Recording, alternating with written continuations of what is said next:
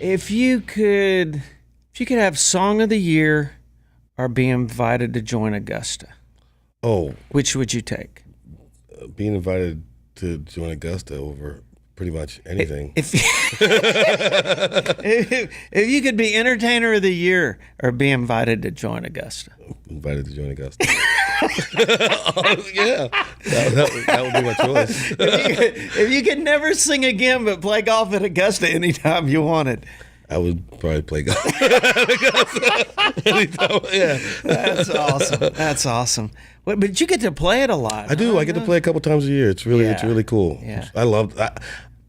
I played everywhere, and that is the greatest by far. And no one's even close. The best golf course in the world. And I got to say, like you, I mean, I've been blessed to get to play a lot of cool pro-ams and Yeah. played against Palmer in a skins game and played with Tom Watson the year after he won Colonial with him in Yeah. the pro-am, and just some of that stuff.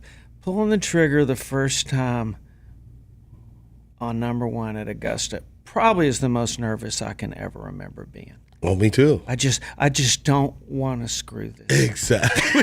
You're so right. Let me do the right thing for the next 4 hours. I just felt like if I could get one down the fairway on #1, I was going to have the day of my life, which I did. Yes. And I was with Rick Sutcliffe, who's one of my dearest friends. And Yeah.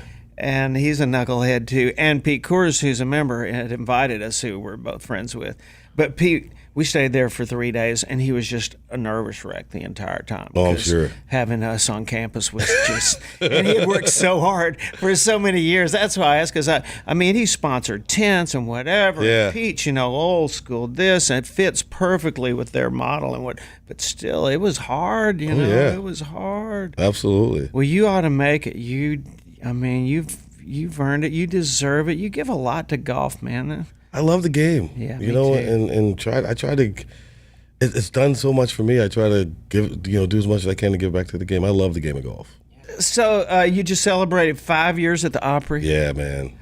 And I've played the Opry a lot. I've never really, probably haven't committed and played enough to. I mean, for me, it was, I guess Ronnie and I toured so freaking hard for 20 years without stopping. Yeah. When we would occasionally poke our head, and I know other people have been able to pull that off, but man, you get just that rare weekend off, and it's like, man, I just want to go spend it with my kids. And Oh, yeah. whatever. I just, and haven't made it. But what was that? I mean, what was that like to get that invitation? Did you know it was coming? Was it a surprise? No, it was a total surprise. A total surprise. And I think for me, it was a moment because when I got that invitation and got inducted, it was really that moment I felt that I was part of country music. I think up until that point, I still felt like the outside guy. I had hits, and I had, we were putting butts in the seats and hit records and awards, but I just felt like, the outside guy. And then when I got the Opry membership was when I really felt like I'm part of country music. I'm in now. Like they need lawyers to get me out now. Was there someone there that made you feel extra special, or Yeah. 'cause it's a family over It there. is. When I got inducted, I was walking to the party after the show was over, and little Jimmy was standing there. And little Jimmy grabbed me by the arm, and he pulled me down, and he said, "Don't you ever let them tell you don't belong." And that, I still get chills Wow, about how that. That was awesome. pretty unbelievable. Wasn't he cool? He was the best, man. Man, he made me laugh. He told What me, a guy. He told me some jokes I could never say on the radio. Boy, he was awesome. He was so good, man. We've had some real jewels. Yes. I mean, it does kind of make you be that 5 years, man. It's gone by so fast. It has. I remember your first record and whatever, but there's been a lot of people and you were never what I consider a pop artist. I know you had, obviously huge record and huge band that was kind of on the other side of the fence. Yeah. But I don't think your music was. It's not like you were doing Katy Perry music Yeah. or something. It Yeah. was just kind of feel good stuff and whatever. And obviously, our whole genre is kind of fallen into a bit of that. Yeah. The subject matter is, is all country stuff. But, Sure. But man, the music is it's always been that way. It's sort of evolved into your wheel. Absolutely. You know, I say all the time when I came here, I didn't feel like I was doing anything that was that different. I was, you know, making records. It didn't feel like I had just changed my life or changed everything I did as a singer.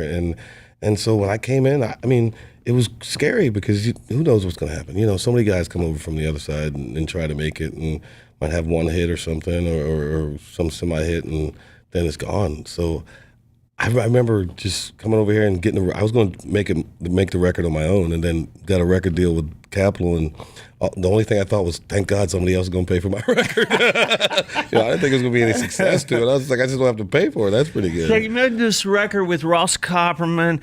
I checked out all your writers. You got some Ashley Gorley on there. You got Dallas in there. Shane. Ross Shane is on several cuts, and Ross on several cuts too, if I'm not mistaken. Yeah. So did you go in doing that, or did you start writing this thing and evolve, and then you get with a couple of guys and those records start happening? How'd your writing process? Because there's a real good vibe and cohesiveness to how this thing feels. Yeah, we were writing it, and I got with Ross and we started talking about songs, and he started sending me these songs that just were blowing my mind. I mean, he was sending me these great songs, like, you know, Shane sent a song, thought it was for you, and I listened to it, go, yeah, that's for me. and I wasn't ever big in doing a lot of outside songs, but with this record, the songs, they were just so good, I couldn't deny them. Yeah. You know, I go, yeah, I got to cut that. And too, if stuff fits with what you're doing and how you're feeling. Oh yeah, absolutely. I'm most curious about the first single, though. I mean, we know from being in this business long enough, especially the label, you know, it's like, this feels good. Radio's going to love this.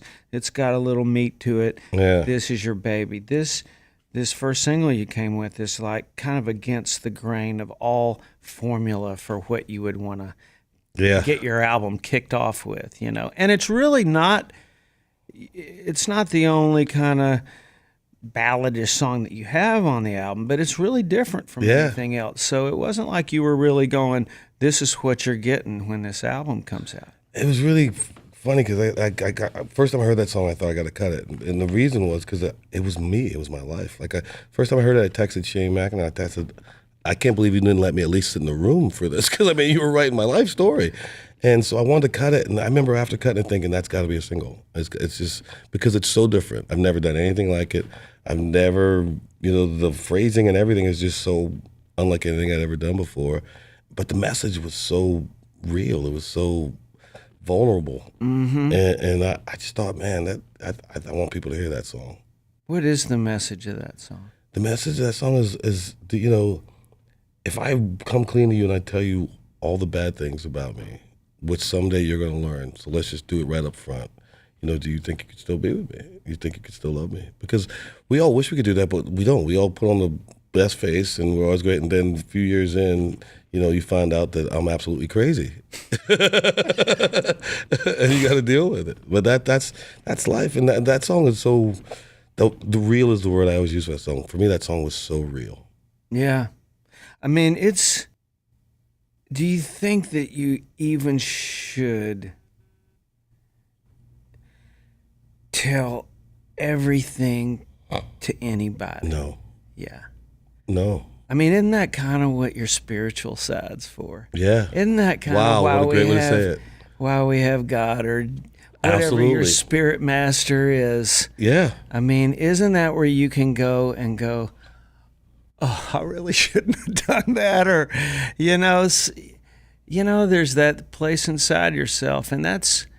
I listen to that song sometimes, and I go, man, I've been married 36 years, yeah.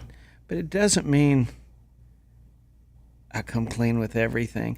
But there are still things that even now I still let little things go. Yeah. Where I go, I never told you this, and maybe that's part of our life journey. Sure. Absolutely. Where you find that place. But at the same time, I know my wife has some mysteries still, absolutely. And there's something kind of good for that as far as a relationship goes. So it's a complicated song. It really got me thinking, that's art, man. That's a good cool. thing. Absolutely. Cool. Absolutely. All right, dude, we'll hit them straight. I'm going to let you go. You hit them straight, man. Love you.